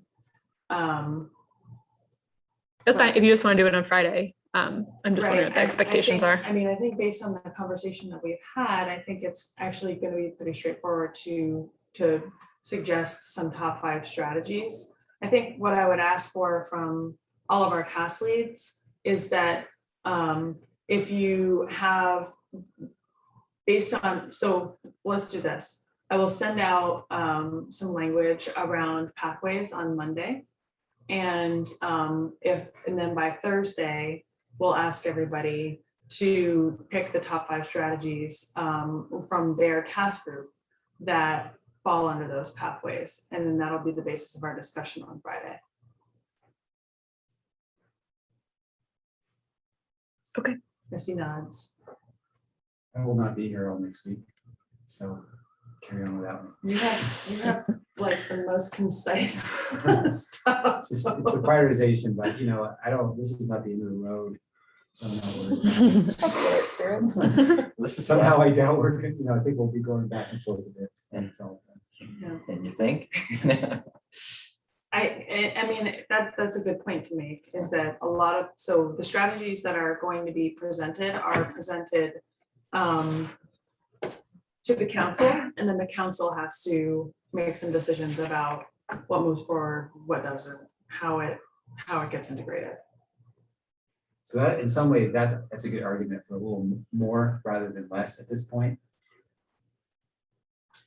I think one thing that we'll want to discuss on next Friday is, what does the subcommittee feel strongly about in terms of, because we could see a pathway eliminated, or we could see some strategies eliminated. And are there ones that we want to put stars next to that are really critical? or ones we think that'll generate discussion. It may be helpful to get the council's read on those before we, take those back and kind of finalize them. Do you have a sense across the subcommittees? And I'm not quite up to speed on all of them. There's a lot. There's 5.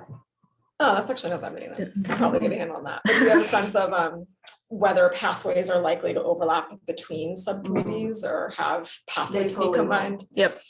Especially one that we've identified already is around land use and ag and ecosystems, and what they've generated and what we had started to generate. So our scope really needs to be in I'm horrible time articulating this, but it's really like what's in the town and not as, but there's also a recognition that there's the landscape has an immediate and direct impact on the resilience of local communities. So that's the overlap. Yeah, there's going to be a lot of overlap. Pat has his hand up, and then we should also get a public We comment. also need to do public Yep. comment. Go ahead, Pat. Really quick question. When you say top 5 strategies by Thursday, do you mean top 5 strategies in each of the pathways or just Yes. top 5? And okay, Yeah. top. Okay, thank you. Yeah, and we'll have to, identify who's on deck for identifying strategies for each pathway. We'll try and be as clear as possible about that. Monday. Right. So why don't we go to public comment? There's a lot of discussion. Ian Hitchcock. Hey everybody, Ian Hitchcock from VNRC here. Just a couple of things to add. I was kind of spamming the chat with various resources I hoped might be helpful as the conversation was ongoing. Wanted to flag just a couple of them. One of which was a local kind of energy toolkit or local planning toolkit that VNRC staff developed that I think would be very helpful, in particular for the first part of the conversation, which was around kind of municipal best practices. We've done a lot of thinking and work around how to develop those, and so I'd encourage that group to take a look. Also around the conversation around energy committees, definitely would want to put a plug in for VCAN as a resource for that. There are a lot of volunteers with a lot of passion and a lot of energy who have not had a lot of productive places to put that in recent years, or a lot of kind of programmatic support to tap into. And things that haven't done in the past, like energy audits, as David alluded to, have often kind of happened and then set on the shelf and nothing has happened with them, which I think gets to a key point of kind of the reason for the existence of this subcommittee and the GWUSA generally, is that lack of implementation. Not to be a broken record here, but I just would want to emphasize that again. And I'm glad to hear that coming up as much as it is in y'all's conversations as you coalesce around these pathways. Along those lines, capacity, I think, is key. I heard that come up, and I just wanted to put my +1 on that from having organized statewide in various communities. There are huge differences in terms of access to resources, professional capacity between various Vermont communities. And I would suggest that that is probably the reason why rural was called out in this subcommittee's charge, just recognizing the difference between, say, to go with the energy committee example, an energy committee that consists of people who in their day jobs either work for the state or as energy professionals, and say energy committees where folks are, farmers or not more professionally linked. Just to say that the difference in capacity and ability to access resources and have knowledge of how to access resources varies widely. One more thing, and then I will let folks go. I wanted to also emphasize Jens's point around thinking of the opportunity in the rural landscape in particular to think about how we better integrate Vermont communities into their local ecology, whatever that may be, not just from a resilience standpoint from disasters, but in a proactive, how do we ensure that as everything is shifting and changing, the sort of processes we're putting into place help build ecological integrity, for example, in a time when we know that will be impacted as well. So thank you all for all of this hard work and sifting through it all. Thanks, Ian. Any other public comment?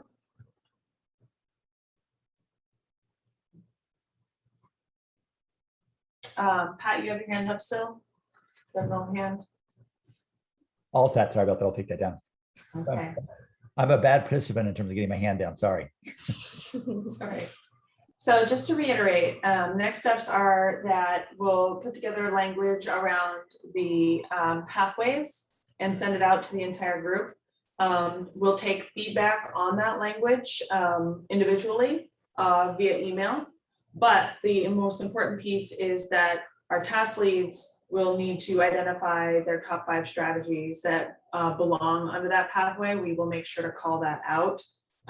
You'll see that by the end of the day on Monday. And we will need you to send us individually your top 5 strategies under those pathways by Thursday. And I'll have to like do Thursday at 10 a.m. or something. So any questions? Friday noon, you can do that. Come on. Don't know about that. Yeah. Teasing. Did you want to reflect quickly on how in-person went and if that happens next week? Or? I love in person. God darn it. I do. I think it's I wonder what other people's thoughts are on in-person versus virtual. Or how do people who aren't in person, how do you all feel about this hybrid approach? Do you feel like it was that you all felt sort of balanced in the conversation? Not terrible. Okay. Yeah, it's okay. It's hard to not be in the room, but diversity, but we need both if we're going to have inclusion. So, right. Geographic diversity. So I appreciate having it both ways. Good practice. We could refine it though. Mm-hmm. We need a pathway for that. We need the owl. Yeah, the owl. Right. Yeah, that's coming eventually. Okay. We'll get back. Okay. Thank you, everybody, for your discussion and hard work and getting us to where we are today. We're almost there, and then we have one more interim step. Thanks, everybody.